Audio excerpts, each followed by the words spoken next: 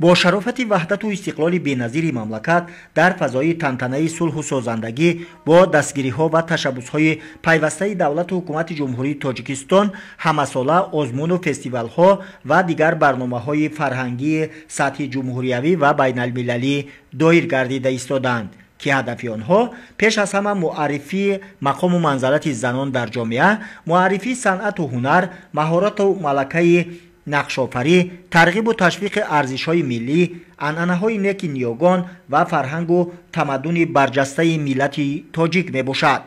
با این مقصد با ابتکار بخش کار با زنان و عائله مقامات اجرایی حاکمیت دولتی ناحیه فیض‌آباد دور ناحیوی آزمون جمهوریوی صدرنگ چکن برگزار گردید. در دور ناحیوی غالبان دور اول آزمون جمهوریوی صدرنگ چکن اشتراک نمودند.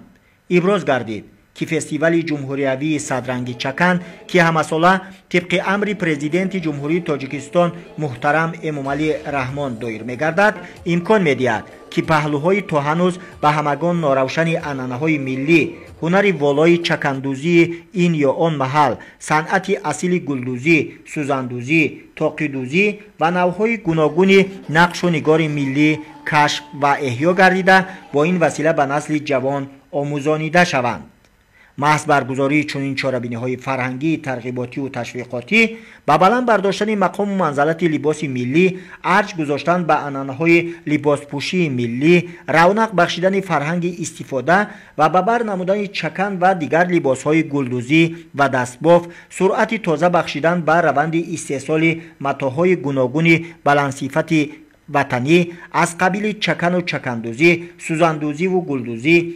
پاپوردوزی، اطلس و ادرس بافی، دوختن تاقی و جزودان و دیگر نمودهای چیوری، گسترش فعالیت هنرمندان، طراحان و چیوران، سوزندوزان و چکندوزان، قلمکشان و نقاشان، همزمان گسترش دادن فعالیت کارخانه‌های خرد دوزندگی و استحصالی و تأسیس جایهای نوی کاری برای زنان و بانوان مساعدت می‌نماید. هدف از برگزاری فستیوال جمهوریوی صدرنگ چکن بلند برداشتن احساس وطندوستی و خویشتن‌شناسی، افتخار ملی، ارج گذاشتن به تاریخ و تمدن، فرهنگ، رسم و آیین‌های ملی و مردمی و معرفی صنعت و هنر والای خلق تاجیک در عرصه بین‌المللی به حساب می‌رود. با غالبان دور ناحیوی آزمون افتخارنامه و سپاسنامه مقامات اجرایی حاکمیت دولتی ناحیه فیض‌آباد سپاریده شد. محمد علی عبدالکریم، ایوب محمورات، فیض‌آباد اخبار.